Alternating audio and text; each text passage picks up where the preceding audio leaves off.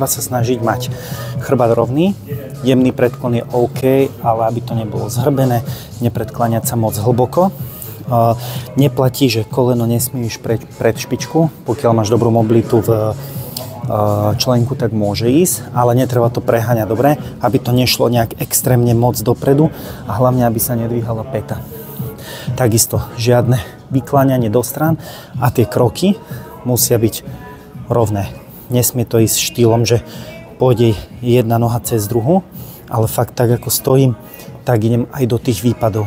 Dobre? Ja osobne používam ruky. Nie je úplne najvhodnejšie, pokiaľ tie ruky sú mŕtve vedľa tela. Treba s nimi pracovať kvôli lepšej stabilite a koordinácie. Takže idem. Hop, ja sa snažím ísť kolenom čo najnižšie, väčšinou ťuknem kolenom zeme. Nie je to úplne potrebné, ale aby človek fakt zastal kúsoček nad tou zemou, aby naozaj využíval celý ten rozsah pohybu.